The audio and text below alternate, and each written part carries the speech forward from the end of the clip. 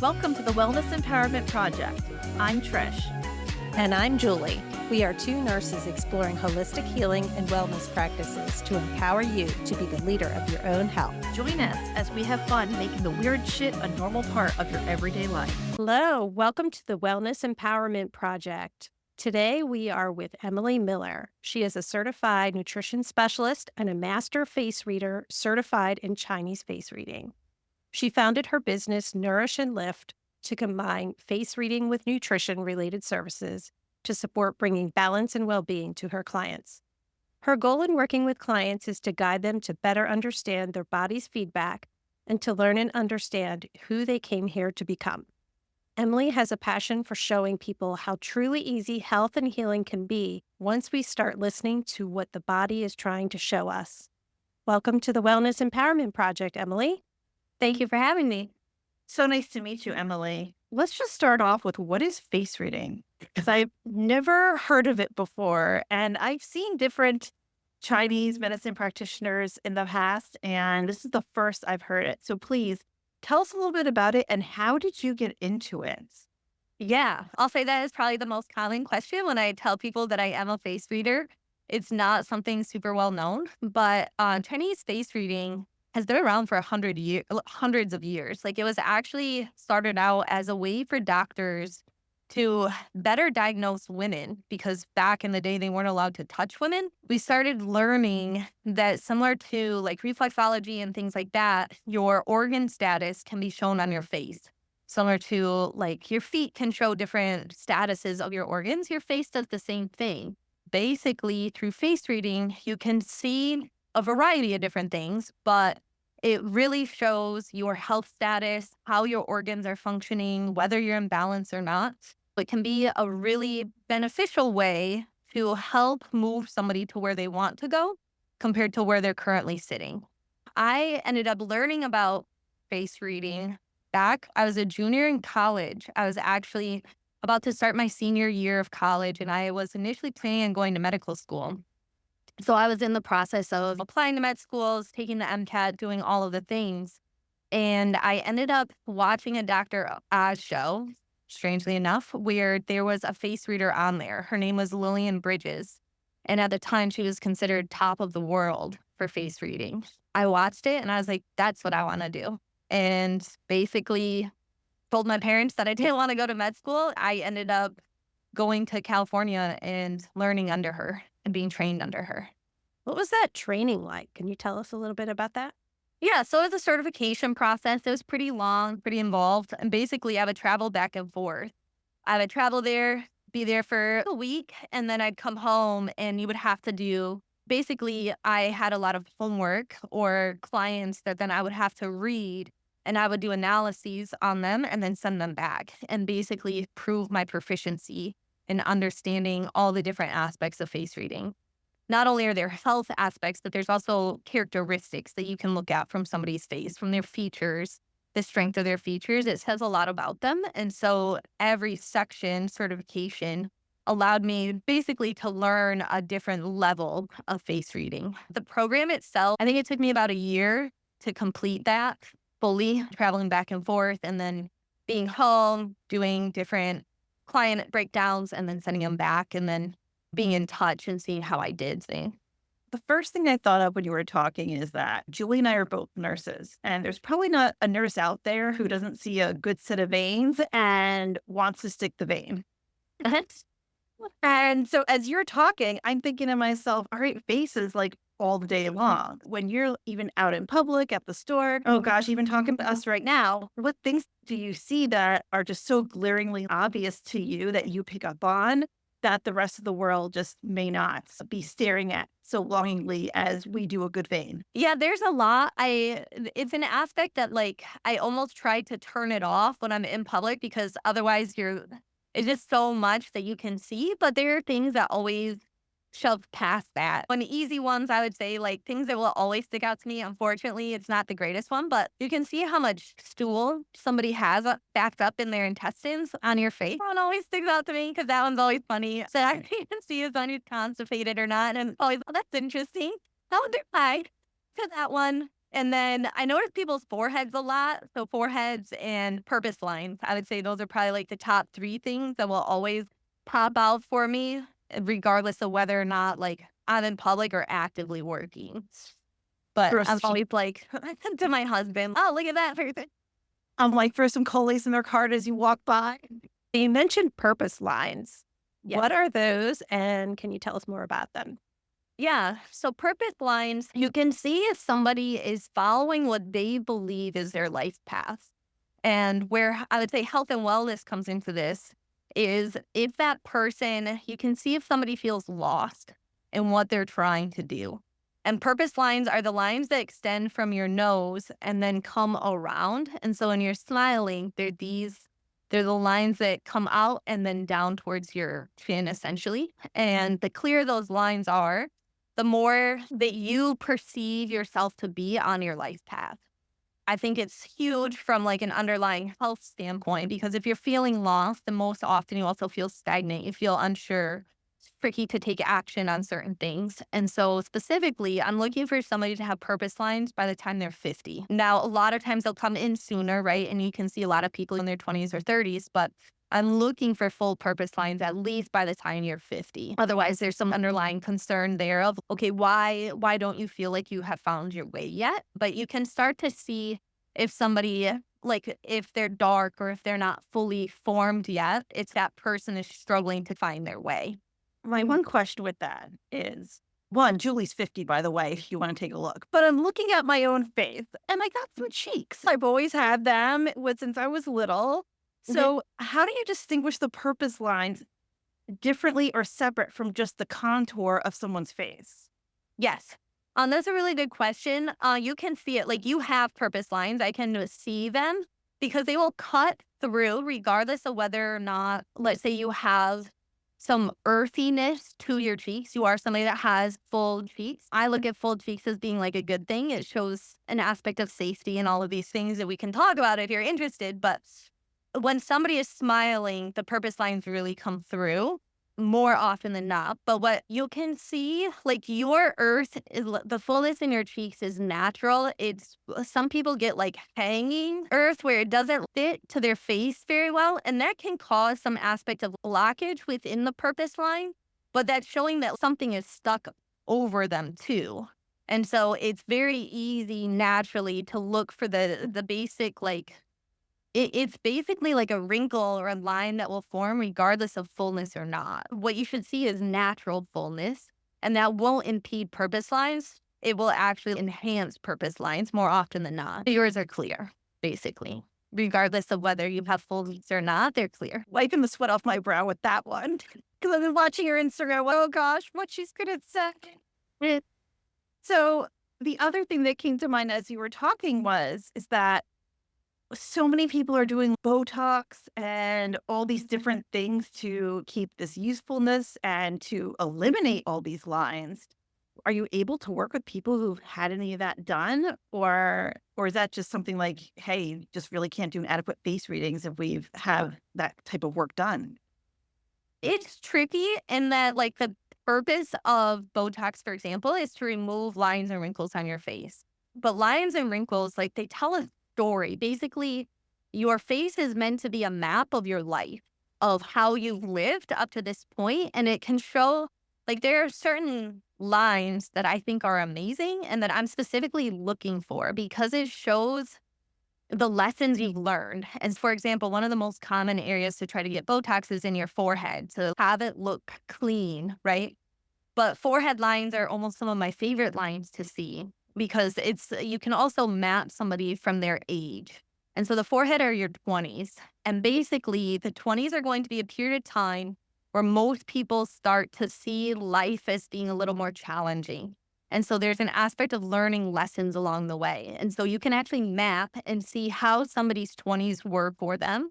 And if they learn the lessons they were meant to learn, or if they're stuck in a cycle. The tricky part is if you completely remove those, you're removing the lessons that you've learned too. And so what I'll find a lot of times is like people start repeating things that they should have already moved through and they would have already moved through. Now, there are other lines and wrinkles that are not tricky to remove. And I think that's also something most people don't really understand is that we morph our face based on emotions that we either express or repress. And so across time, most people don't really look at emotions as causing health conditions across time, but emotions stress organs. As you express or go through life and you have, let's say, trauma or things like this, and you start to hold on to a lot of emotions, your face marks. But if I see that on somebody's face, then you can start to work through it and actually lose a lot of wrinkles and lines that you don't want to have just simply naturally. But there's ones that I think are beautiful, like purpose lines that we're meant to have, forehead lines. Like I think they're really nice lines to have because it shows growth. It shows all of these things. But there's other ones that aren't really hard. And if we just knew that and understood where they were coming from, you could easily shift how your face looks then across time. And so it's not that I can't do a reading, but it does change how the person moves through their life more often than not. And it almost looks like, the only way I can describe it is it's almost like somebody's wearing a mask over their face, where I'm meant to be able to see somebody and see how that person's feeling. There's an aspect of being able to really dive in and see how open somebody is and how deep I can travel with them. And when you get a lot of face work done, Botox, things like that, it creates a mini barrier to that. So it's definitely harder and it clouds everything a little bit from my end, at least. When you see that in somebody's face that you're working with, do you change your approach with what your recommendations are or no? I don't go into any session with a thought process of here are what my recommendations are going to be, right? Like when somebody comes to me, I don't recommend anything until I see them and talk to them. It can't really necessarily change anything. I think what it might add is I would have more questions on why they chose to have work done and like the underlying thing behind that. A lot of times there's an aspect of wanting to gain more self-confidence and that sort of thing. And that's why we transition towards fillers, towards Botox. And a big aspect of underlying health and wellness is learning how to love yourself, learning how to love features on your face. And part of what I would do, and maybe where my recommendations might shift a little, is I would spend more time trying to show them positive attributes of their features and what it means so that they start to appreciate them a little bit more. I think everybody has features that they're like, oh, I wish this was larger. I wish this was smaller. I wish this looked different. But there is something so beautiful about every single feature. The size means something. The shape means something. And when most people actually start to understand what their features are trying to show them and tell them about themselves, you do gain a much deeper appreciation. And it makes it much easier, I think, in some layers to really start to love the face that you have. That, I think, would be more of my approach, simply because more often than not, there is that aspect of what led you down that path. Was it an issue with self-confidence? If it is, that's what my approach would be. When you first meet with somebody, do you have a specific order or a structure to how you map somebody's face? Not necessarily, because everybody, when I look at somebody, there will always be something that stands out specifically to that person.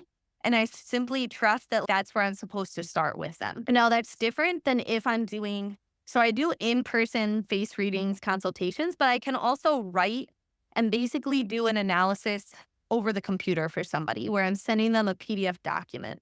If I'm doing a PDF document for them where they're sending me in pictures, I had more of an order to that simply because it's like I can't ask them questions. So I'm giving them what I see simply as I see it. I call it a facial diagnosis blueprint. If I'm writing a facial diagnosis blueprint for somebody, it's going to look a little different for every single person because I just start and then go. Now I'll reshape it across time for them to make it look nicer and everything.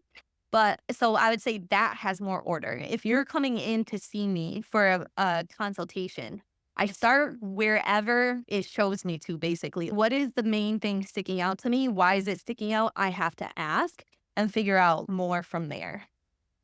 So what people typically come in asking for a face consult reading? Because I find that fascinating and that there's so many different ways that you can go with this? I would say more often than not, the people that come see me are ones that like feel like they need a change or something different, but they're lost on what direction to take. And so it's pretty common that somebody is, I don't know why I'm here. I just feel like I need to be here. Then I'm like, oh, I'll tell you, I didn't mean to be here. But it's that. It is super common. I would say the most common time frame for somebody to see me is between their 40s and 50s. More often than not, or I would say 50s to 60s, anywhere between there, they're really tough times for people because they're big transition aspects on your face. It's easier for somebody, I would say, to deal with life earlier on and think they have it figured out versus all of a sudden the 50s can hit really hard for people compared to the 40s because all of a sudden you can't continue living the way that you've been living. There tends to be something that kind of hits you over the head. And if you haven't been living aligned with your body up to that point, and that's generally when people see me. It's a really big transition energetically on somebody's face.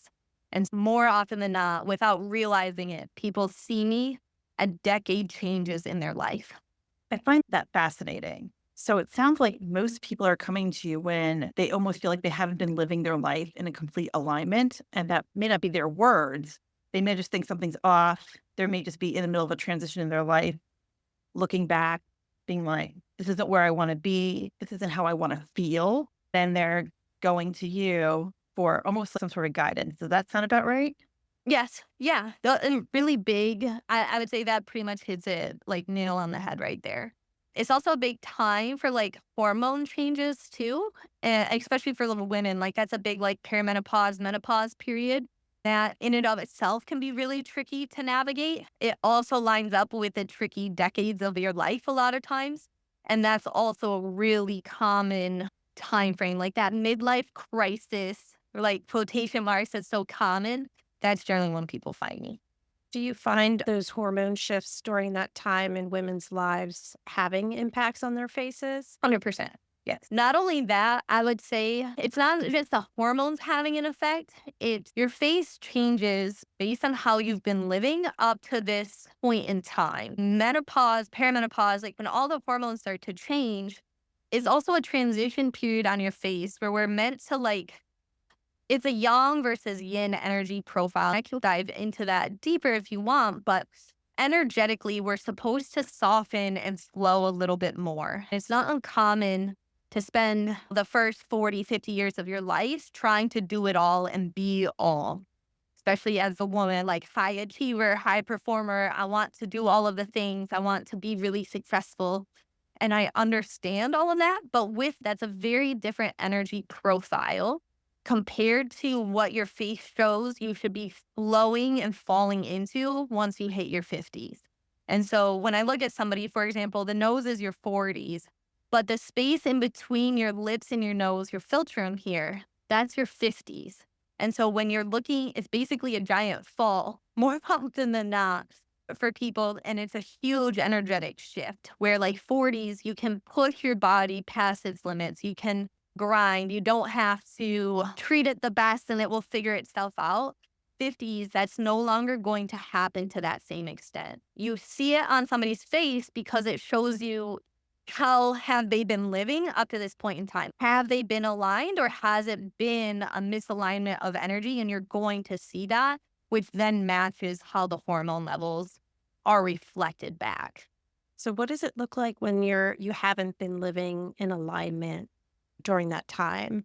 So specifically, if you're talking about like the 50s, the 40s to 50s, and you're seeing it, a lot of times you're going to see a really compressed philtrum, meaning your philtrum is meant to be broad and wide and deep. And I'll see a lot of times the philtrum is very small, very short, and very compressed. Okay. Not only that, you can get a horizontal line that will cut basically the philtrum in half. That also shows some imbalances. Third, I would say another thing that I would be looking for is you can get a deep line in your chin, and it shows basically how hard have you been pushing the body. What I'm looking for is the comparison then to see what is the size of your philtrum, how open are you to that area? Is it already cut off? Why has it been cut off? And then how does the body feel that you've been living? As I'm staring at my face and throughout this whole entire thing, I'm sure anyone's listening to this, just put your phone down, go in front of a mirror and listen to it in front of a mirror. I'm sitting here, okay, good. It's nice and large, little dip here. So I find it fascinating that this is telling you how people have been living their lives from an energetic standpoint. But you also have this nutrition background too. So how is it also expressing itself from a physical health standpoint? So, from a face standpoint, y- you can see things energetically, but you also see it functioning. And so, on somebody's face, then what I'm looking for is also color changes, puffiness, vibrancy of the face, all of those sort of things too, because each area of your face matches to a different organ. And for example, the lungs are in your cheeks. So, if I see somebody with really dark and sunken in cheeks, I know that the lungs are being impacted. What I can do is not just help them through it from an emotional standpoint, because lungs also hold grief for you. If you've lost somebody or you're struggling with that, a lot of times I'll see that come in on the lungs then. So there's always an emotional component. But then what I try to do through nutrition is support them nutritionally as well so that we can bring the body back into balance. Basically, what your face shows you is how balanced are all of your organs. Because I view the organs as though they're almost meant to be on this like running carousel where things should move up and down, but everything should flow together. What ends up happening across time is more often than not, we get really skewed. Our carousel, instead of running smoothly, runs jagged across time. You can see that on somebody's face. But it's tricky to always just talk to somebody from an emotional level. Like we like action items. We are action-oriented people, and we're also instant gratification people. What I've tried to do then is open this approach to be a little more multifaceted in nature. Where yes, we can talk about things from an emotional standpoint. We can talk about them from an environmental standpoint, but let's also talk about it from a nutrition standpoint so that you can start rebalancing your organs really quickly by focusing on specific nutrition aspects depending on what's going on in the face. I learned nutrition after I learned face reading. I learned face reading first. And then from there, I wanted to have a deeper layer or level to really connect with people on. Most people will initially come to me thinking they need nutrition stuff. And really, like, face reading is where it's at. They just don't really realize it yet. Nutrition helps, of course, and it can be extremely beneficial for people in regard to balancing things faster and easier, but everything starts from a face reading standpoint for me. If a client has a really messed up gut, are you able to see that on their face when you do a face reading? And how does that change your recommendations for your client? Yes. So you can see somebody's gut status based on their lips. So your lips are going to be your intestines, your small intestine, your large intestine, and then underneath the bottom lip will also show this is where stool status comes into play. So you can see constipation status. But you can also see internal barrier status from a lip standpoint and digestive standpoint. So a lot of people will say, oh, I've been diagnosed with leaky gut. But you can see how strong somebody's digestive barrier is based on the shape of their lips. And the stronger profile shaped lip you have, the stronger your internal stomach is and intestines are also functioning. It would change my recommendations because if I see somebody and they have a lot of digestive issues on their face, that's going to be an organ then that's going to struggle. And because it's struggling, other organs will try to support it, but the issues will always present themselves in that digestive system area. That's where nutritionally then I would try to provide a lot of support seeing the digestive issue stuff. So blood work would probably support it, but you can see things on somebody's face. It's basically pre-markers before it will necessarily hit full blood work status because it takes a long time for blood work to present with true issues, whereas the face is changing every day for you. But it's really quickly, you can really quickly see if somebody's heading down a path towards something and try to pull them back. And that's what I would do nutritionally to support them seeing their digestive system. If it doesn't have strong barriers, then I'm going to focus on the barrier aspect. If I see a lot of stool stuck, there's a constipation issue happening. And so my recommendations will vary based upon that. If they have a lot of lines in their lips, it showcases dry intestines across time. So my nutrition recommendations would then shift a little bit depending on what specifically is showing within the lips for me. So you said our face is changing every day. Yes. That seems very quick. Do you mind explaining to us a little bit more about our face being able to change and morph so quickly to help give information? So your face is, I mentioned earlier that we view it as a map of what's happening internally. And if things are changing internally, the body's trying to provide you with feedback, and it will do so through the face. And for example, let's say you have a lot of internal inflammation happening. Inflammation will show up on your face then. But if you resolve the inflammation, it quickly goes away. And so you can see highs and lows then, or small changes across time. Most people probably won't notice them until you become really in tune with this. And so something I'm always looking at is, oh, how am I looking today? Like not just how am I feeling, but how am I also looking? Because it will show if one organ is stressed a little bit more than the other one across time. My goal personally, and then when I'm working with clients, is always to support the one that feels most tired, most fatigued, and that will easily and quickly change the face. The face responds really quickly. What I'll say though is, like, depending on the depth of the issue. Some people, they could have a really, let's say, severe issue that's gone untreated for a really long time. If they come in to see me, can we make progress on that? Yes. And in an hour session, your face will change. And I take pictures to show people how it changes because it's very easy to change it. At the same time, most people carry with them a lot of layers. It's very tricky to necessarily move through all of the layers in a single session or in a single day. For example, for some people, it might not look like changes are happening really quickly. But that's why you should always take pictures so that you can see. And it's astonishing to see some of the pictures and the ways that people's faces can change. It's hard to look at yourself every day and be like, oh yeah, I look so different, right? It's the same thing if you're trying to lose weight and you're like, oh, I look the same. But taking pictures across time will show you changes. But it's all about organ status. So there's always like ebbs and flows with everything. For example, if you go out to eat and you eat something you normally don't eat and it bothers your stomach, but then it passes. So that period of time where it's impacting you, you would see it on your face. And then let's say your system moves through it, it would change that your face also shows, but now it's gone, kind of thing. Yeah, I was just thinking, I went for a longer run today and I am cramping up just sitting here. To me, that's okay. I'm probably a little bit inflamed in my legs, and that will just take some time to pass through, just normal life. And those kinds of things would show up in your face to be able to see those. Yes, depending on the issue, right? If you just ran or something like that, it's underlying inflammation, let's say just in your legs, will that necessarily show up? Not necessarily if it's like a short span of something. Like a short workout isn't going to hit my face necessarily, other than maybe causing some redness. But let's say you have digestive irritation in your lungs, heart issues, things like that, where it's actually like impacting organs, getting to the organ, you will 100% see that.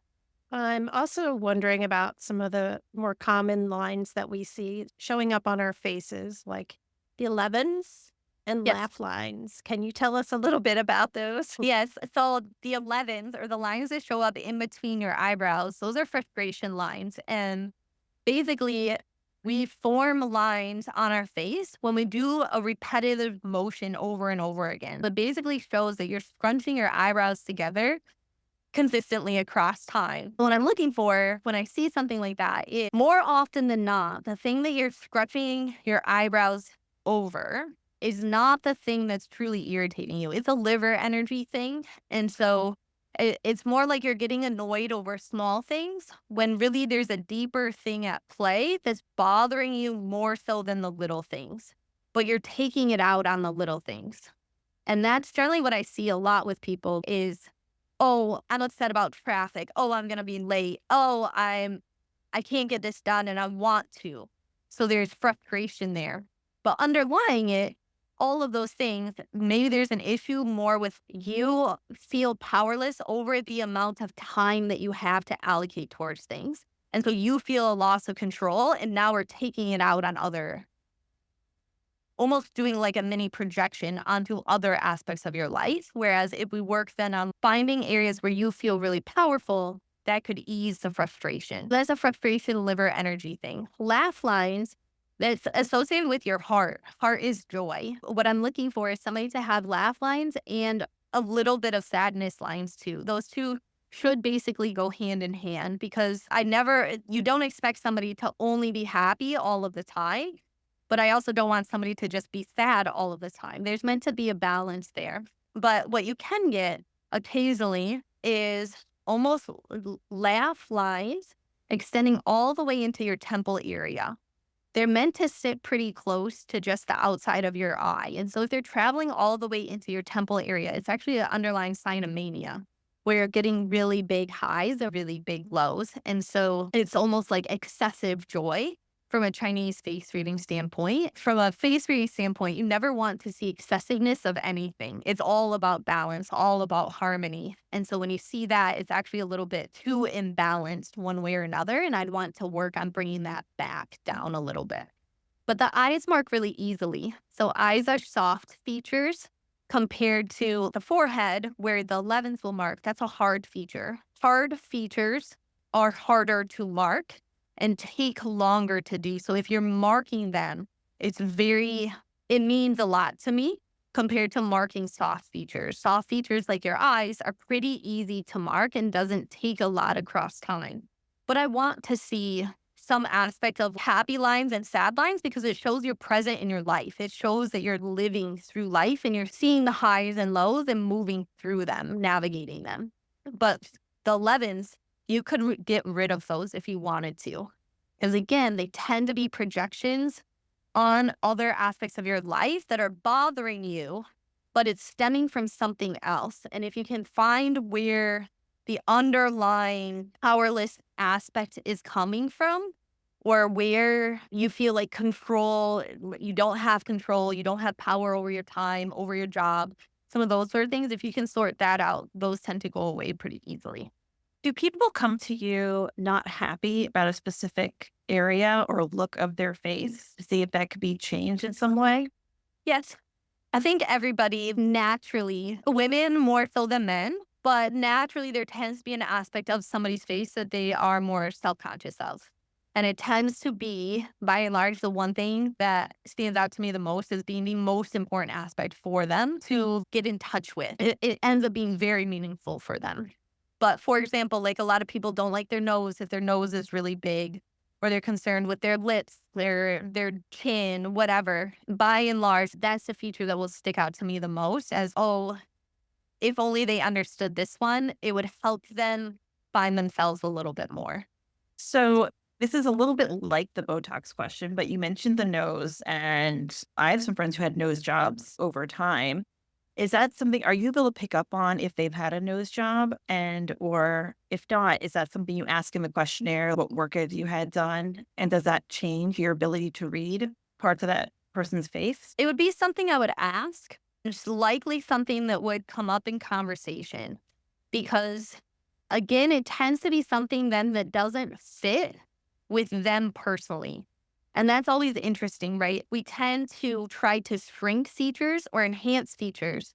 But the challenge is the size of the feature says something about your personality. And so if I'm talking to them and they're speaking in a way that doesn't match their features, I get really confused. It's like, why is that happening? Now, my question then is it something from society where we've been taught to not talk about ourselves in this way or feel this way? Or is there something underlying it in regard to like work being done? For example, really big noses signify a lot, like a desire to go out in the world and make a name for yourself. It's a trailblazer type of nose. It's a very powerful nose. It's an aspect of struggling to work under somebody else, because it's like you have to find your own way and you almost won't feel good enough to an extent if you don't.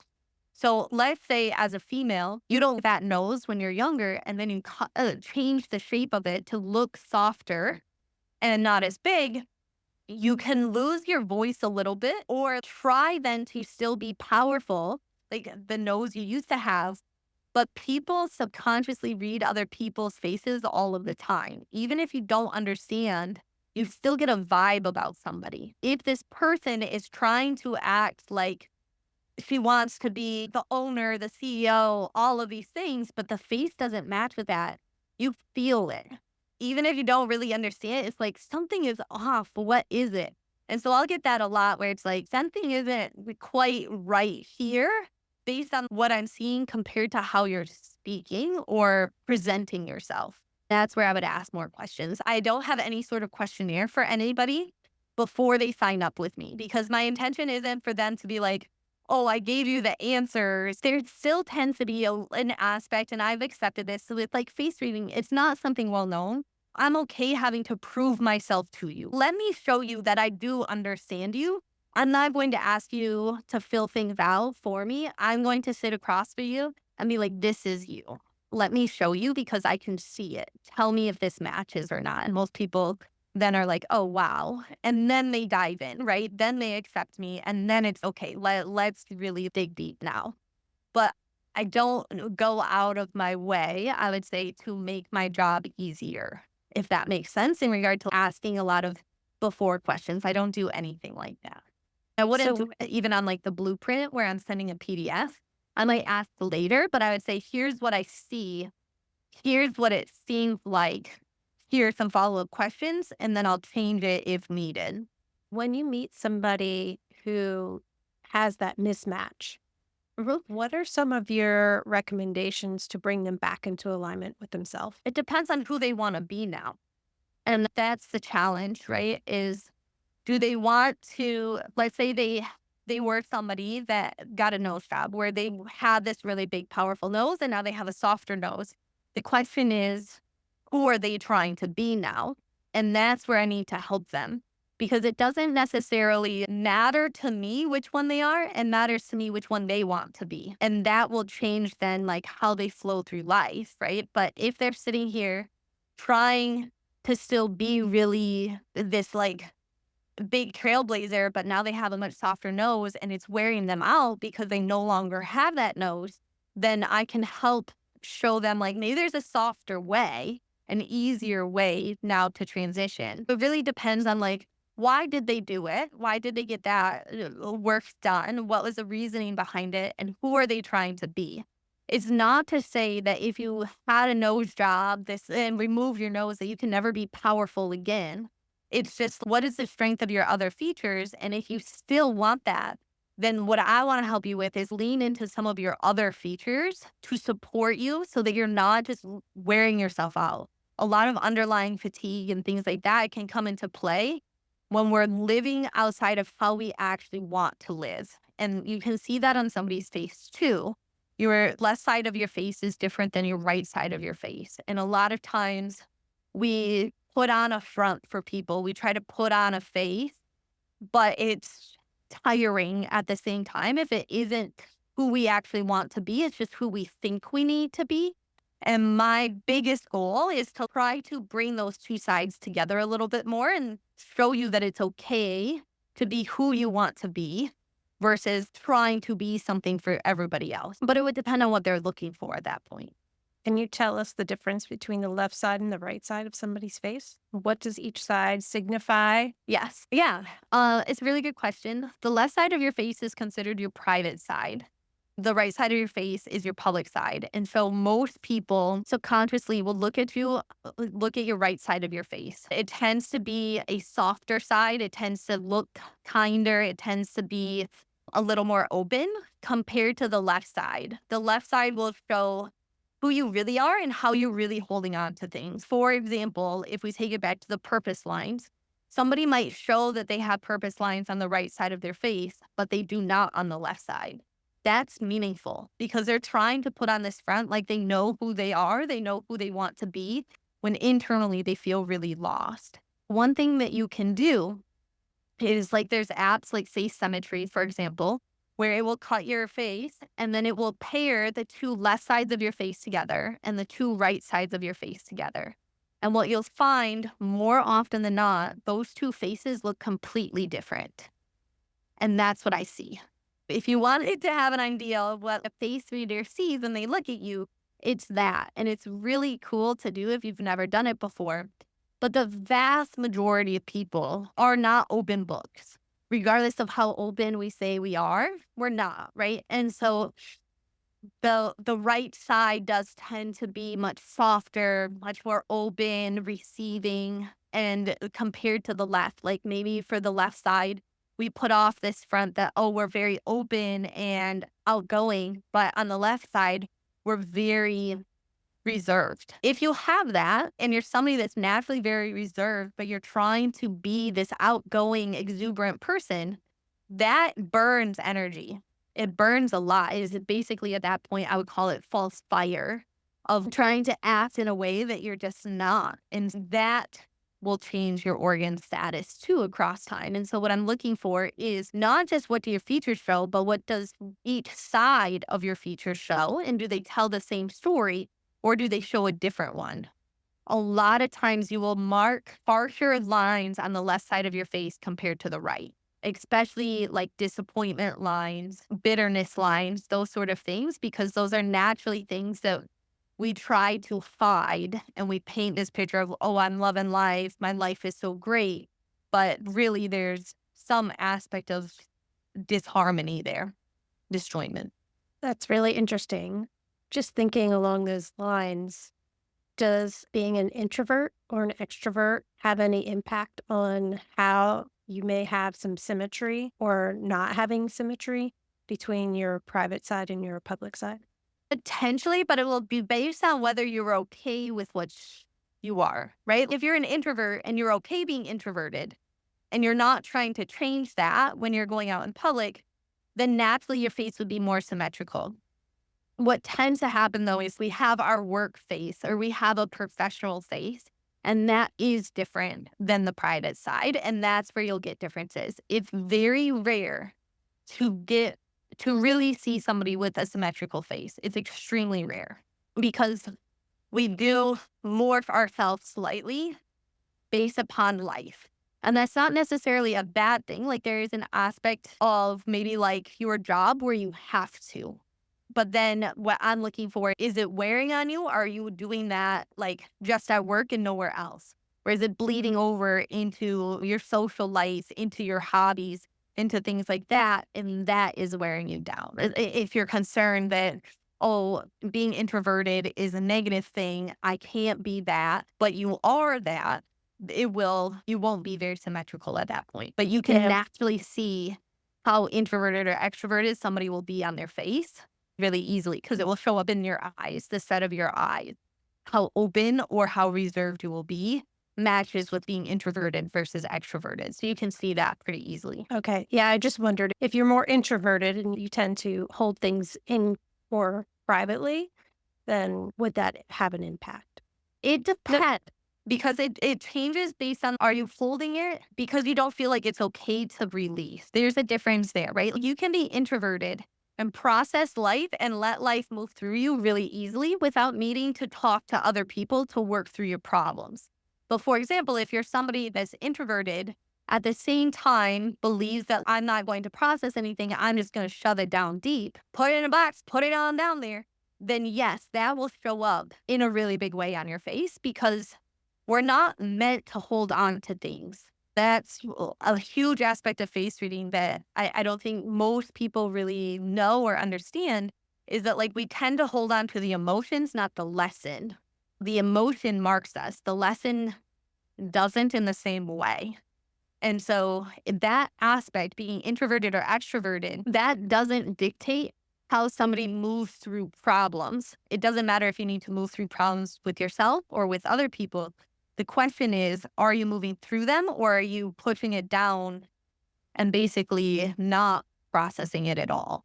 So, Emily, this made me think we definitely live in this extroverted world. And sometimes little introverts may struggle to succeed or to really look like they've done well in school because we place a lot on extroverted activities like raising your hand and class participation. So, with that said, and putting it aside for a second, are there cultural themes that you are seeing in people's faces? As in that same mentality of, wow, this is something we've accepted as a culture, maybe something we've accepted as normal or a prominent theme in our culture that you're seeing reflected on people's faces? It's a good question. And I don't know that I can necessarily specify specific cultures necessarily, but let's speak to the Western one. We live in a very fast world. We live in a world where accomplishments are supreme. What can you get done? How quickly can you get it done? What does that look like? What's the next best thing? Because of that, and like social media in general, adrenal burnout, fatigue really easily. And so I would say, from a cultural aspect, if I'm going to look at the United States, how does that show up on somebody's face? Burnout really quickly, and you see it really young when you should not, and you do. How does burnout show up on people's faces? Because especially being two nurses, I know I've experienced burnout. I can actually recall my first year as a manager going in and out of adrenal fatigue, stage 2, stage 3. I really wish I had this then. And I actually want to go back and look at pictures now too. You said like in pictures, How does that show up on your face? especially adrenal stuff will show up under the eyes, the darkness of the eyes.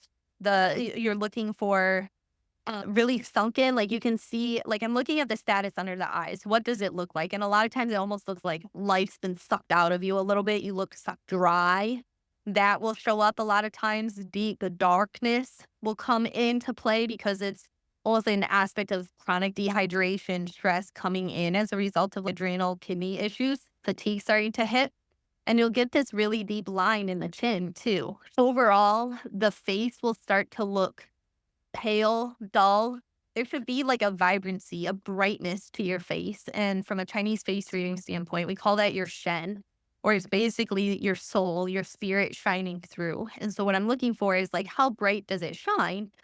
And unfortunately, a lot of times, like it looks dull. It just looks flat, basically. I think it's because we are moving so fast, and there's this, regardless of whether or not you feel like you're moving fast, there's an underlying pressure to do. It's pretty rare that we are like put in the exact place we're at right now. There's always like the next. There's just a roughing happening. And a huge aspect of that is liver energy. Like we're just stuck burning liver energy versus pulling from some of these other ones. What you'll also see is the eyes get really red, really inflamed. A lot of blinking will come into play because the eyes are the secondary organ to the liver. Basically, what you'll see is like really deep circles or sunken, a deep line, and then you'll get this like redness in the eye, or like a lot of blinking will start to come into play. And it's tiredness of the eyes, but it's truly burnout of the liver. Like we're moving too fast through that.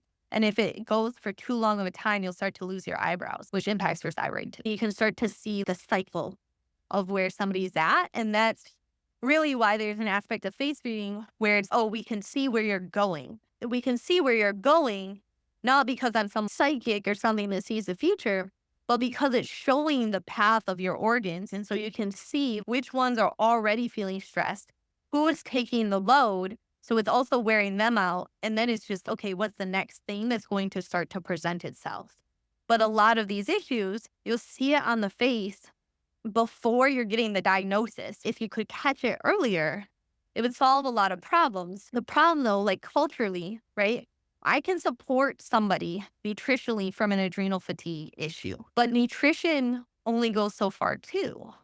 Because if we have this internal pressure of needing to succeed, you're always battling that, regardless of how well nutritionally I'm supporting you. Will it ease symptoms showing up on your face?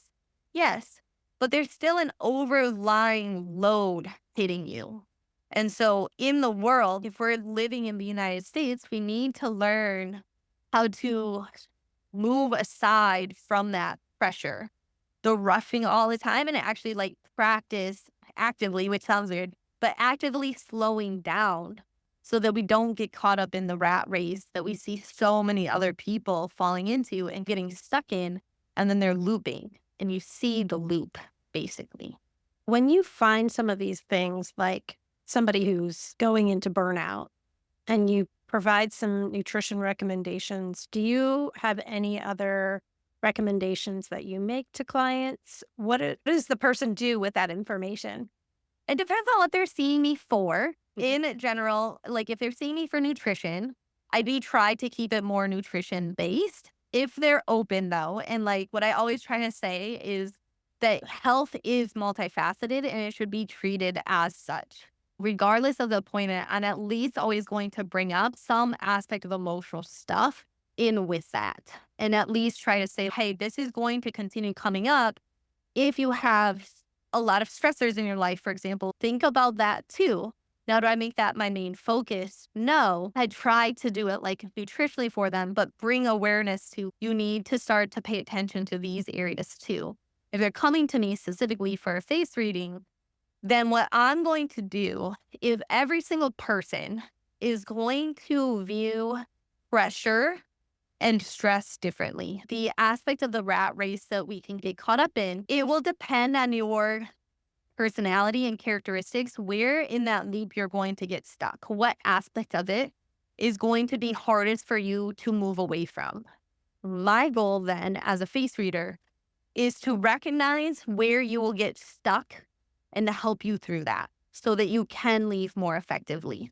I always say that there's a shadow aspect to every feature you have on your face. For example, because we've talked about the nose a lot. A large nose is somebody that's a trailblazer, is somebody that's a high achiever. The tricky part is the shadow aspect of somebody that has a really large nose is that they have a huge concern with being lazy, not doing enough, not being enough. If I see that, that is where they will struggle then culturally in our world today, is like they will constantly do because nothing will ever feel enough for them. They're never going to feel good enough. It's never going to be enough. Whereas if they try to rest, they're going to feel lazy for resting because they're not doing anything. If I see that, I already know what the shadow aspect is for them. I know it's going to be something like that.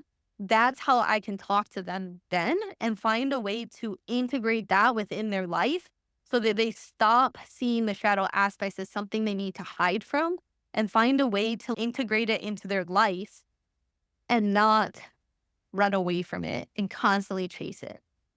You probably saw my reaction when you were talking because I have a small nose. In college, anyone who has not seen me in person who's listening to this, in college, even this one guy was like, oh my God, it's so small. How do you breathe out of that thing? And somehow I became a yoga instructor and I do all my breath work in and through my nose a lot. So I've worked through that a lot. And you hit the nail on the head. I've worked through it a lot, but I definitely used to have this need to always be productive. I always had this fear of someone thinking that I'm lazy, even especially at work. And I'm just fascinated that you said that. You totally hit it above the head. Julie's laughing. We work together. She knows. Yeah. She's like, you were a workaholic. It's not the anxiety I was battling. It was my small nose. Yeah, and basically, yeah, right? Somebody with a smaller nose is set out to try to prove themselves a lot of times. So you feel like you're constantly having to prove that you're doing enough. But what's funny is a small nose, you're meant to sit more in a place of creativity and fun. Work shouldn't be boring. It shouldn't be hard. To have the same routine is going to be really challenging for you. So what's funny is if you talk about being a nurse, and let's say you came to me, I would ask, what was your schedule? Like, how did you handle that? Because routine is going to be tricky. You're going to be somebody that enjoys freedom and choice, but you will struggle with that because then it doesn't feel enough. I don't feel productive enough. And that's where we can get caught up in the race of life, basically, and end up doing things that we don't really want to do. And then we hit our 50s and we're like, feel lost. And that's where I come in to be like, hold on, look at all of these features. And more often than not, we just get stuck and hung up in the shadow aspect of our features instead of leaning into and recognizing how we could work within our features to have the life that we're actually seeking. I just want to add this caveat in because what I loved is that you first talked about the shadow side, you could say, right, of the small nose, but also where we need to lean into. And a lot of the work I'm gravitating towards now as a coach is helping people shift their anxiety. And you've probably seen it, my tagline, trade in anxiety and control for freedom and creativity. And that's your nose. Yeah, exactly. So you just told me, like, that's my nose. I'm like, okay, yes. And I just, oh my God, I'm fascinated by that. I think if anything, I wasn't expecting the nose thing. But from this whole conversation, you really, I think, helped, I would say me in particular, and I'm hoping our listeners too, appreciate the face that we have and appreciate what we've been given. Because I think so many of us have always had some aspect that we've been trying to fix or some aspect that we didn't like. That's why we have Botox. That's why we have nose jobs. This is why people like to have cheekbones put in and fat taken out of their face. And especially as someone who's always had the bigger cheeks and who always had the face of a Cabbage Patch Kid doll, that's what I was told. Didn't like that when I was younger. Definitely more appreciative now that I'm older, though, because I feel like it builds that full sense of youngness. Both cheeks are beautiful. I love big cheeks. Like cheeks are, honestly, there's one thing, but cheeks show safety. They show your relationship with money too, because it's like energetically, there's an aspect of your cheeks that show your money bags, but it shows money bags because we associate money with safety too. When I look at you, I'd say like you're somebody that's not necessarily hyper stressing about money and the life that you're living. You feel taken care of. And there's an aspect of if you do feel taken care of, it's easier to maintain vitality and youthfulness at the same time, right? Because there's not an aspect of stressing about living, if that makes sense. It's the self-trust. Yes. That's what it sounds like you're talking about. It's this somehow, and I say self-trust, but it's also trust of self, trust in the universe, trust in life that we'll be able to navigate our ways through. Yes. And I'll say I'm not a millionaire, so there's definitely no money bag falling out of here. Got to be the trust piece. Yeah, it's the safety. And it's not, I don't want to say, oh, people with big teeth will have a ton of money. It's not that, but it's that you are comfortable in where you are at. Meaning that there's an aspect of safety associated with that you can sit where you are and there's a comfortableness there and not a huge fear that it's all going to be like removed. Whereas other people that have really sunken cheeks, there's this constant feeling they're not breathing deep enough. It's funny that you're like, oh, I was made fun of for my nose, but there's an aspect of you're able to breathe in the space you're at and sit within it. Like there's a comfortable safety aspect associated with that. It's a very good thing to see. I love seeing it. You want to add anything? No, because I'm like, I don't have full cheeks. I was wondering if you came from a background that there was some financial instability, because this is something that my husband and I have talked about. We have done fairly well for ourselves, but we both came from backgrounds where there was some instability there. And so there is just this constant, the way we handle money, I think sometimes it still reflects how we were raised and how we grew up. We won't buy ourselves new socks because even though we can totally afford new socks, but we'll make sure all the kids get what they need, but we don't necessarily take care of ourselves. So I was curious around that kind of aspect and how that comes into play. Yes, conditioning is a really big thing. You can see it in somebody's face too, and that would be something I would ask is money especially tends to be a really big thing, but your parents condition you in a lot of ways for life. And part of the face reading process, there's a saying that face reading helps you return to your original face.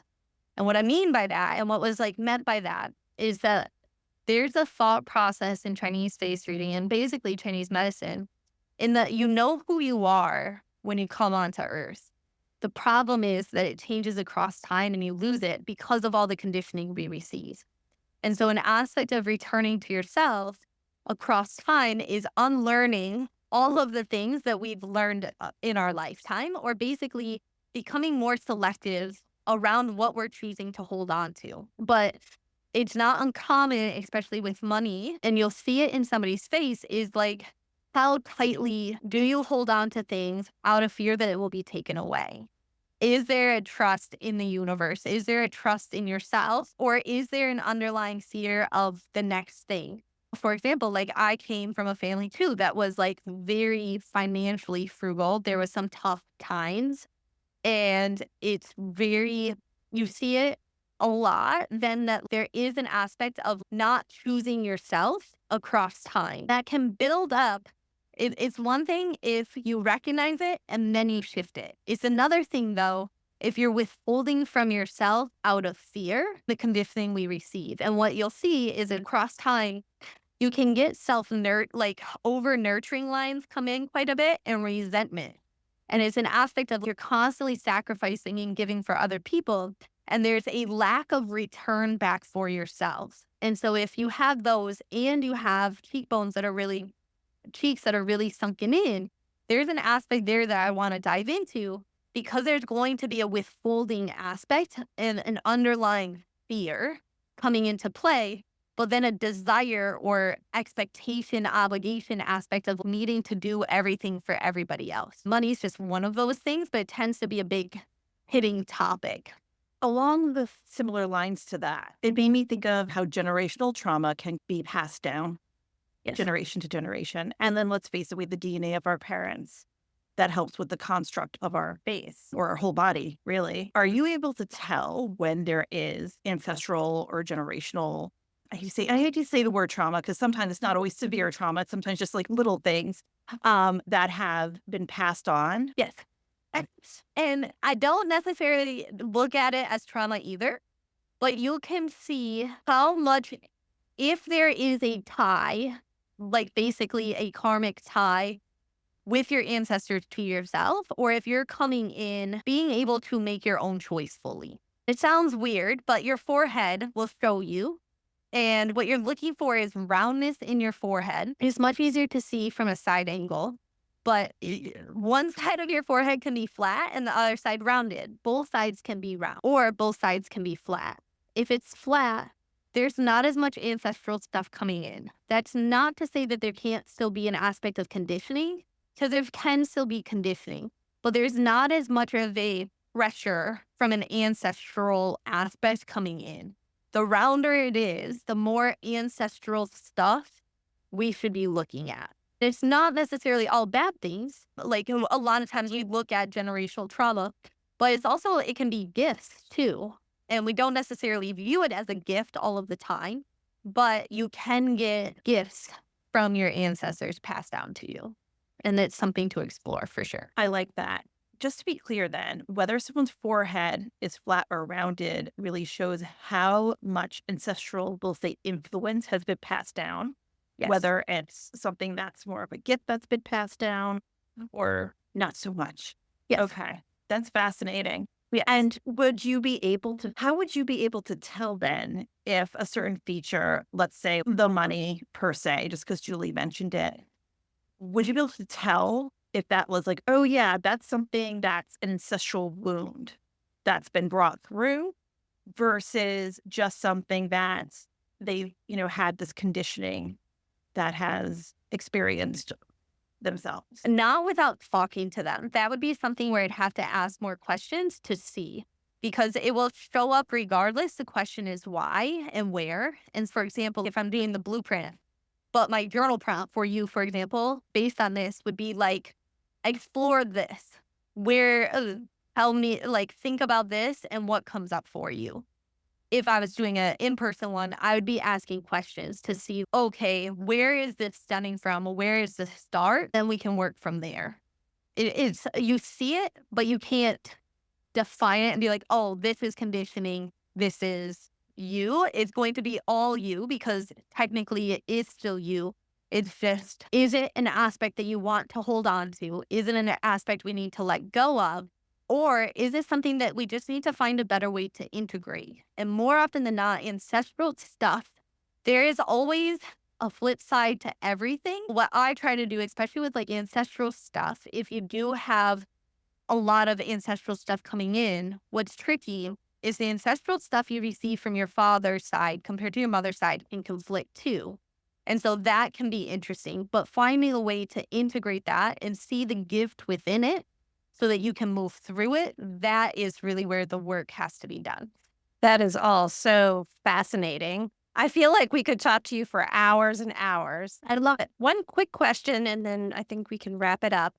For people who would want to work with you, could you do face readings over Zoom or something like that? Or do they need to be in person? Because our listeners are all over the place. They do not need to be in person. I do Zoom ones. I just ask for pictures to go along with Zoom.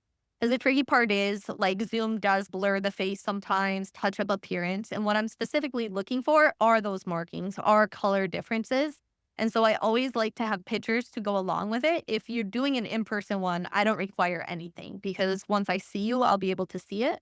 I just want to make sure through a Zoom session, I'm not missing anything. And it's like through a picture, I can zoom in a little bit, change it. It's really awkward on Zoom if I'm like really peering in and trying to maximize the screen or something.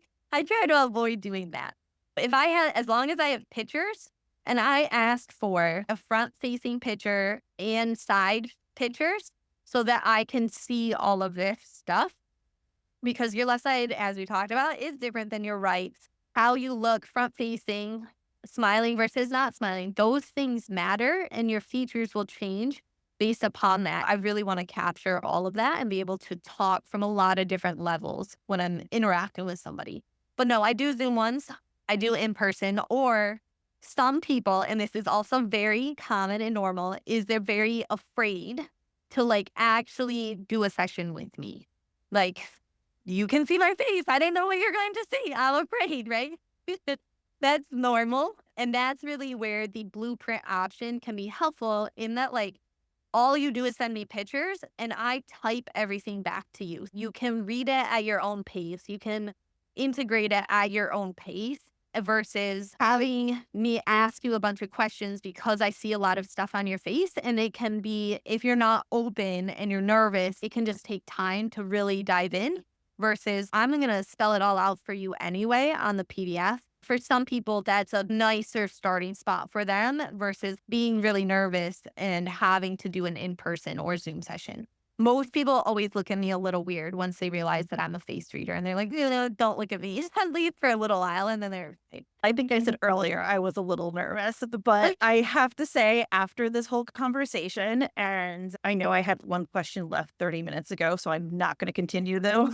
Because I could probably go on forever. Yeah, that's okay. That you really have been able to bring out the positive aspects of what in the face and present it in a way that, yes, we may see this, but at the same time, this is the positive part. This is the fun part. This is the part that you need to dive deeper into. And I think that's what we're getting is that the face reading is more about, we may see this, and these are the parts to really lean into, to really accentuate and to dive deeper to who you truly are and who you're meant to be. Yes, exactly. I also love that there's some dynamic aspects. I've always thought my face is my face.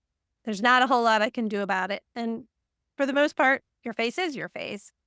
But there's a wealth of knowledge hidden in there. And you can work on some things and bring more alignment into your life. And I love that. What is the best way for our listeners to get in touch with you and to work with you? Yeah. I'd say if you want to see work, I'm on social media. I'm on Instagram at @EmilyMiller_NourishAndLift. I have a website, nourishandlift.net, so you can check me out there. Email me. Yeah. I would love to hear from you guys and potentially work with some of you. It'd be awesome. I'll make sure to put all of your information in our show notes so our listeners can find you very easily. I think that they will be reaching out because this is completely fascinating. So thank you so much for your time today. Yes, you're welcome. Thanks so much for having me. Really appreciate Thank you, Emily. It's been a pleasure. Thanks for joining. If you enjoyed this episode, please follow, subscribe, and share with a friend. Want to learn more about a specific topic? Follow and drop us a line on Instagram so we can explore it more with you.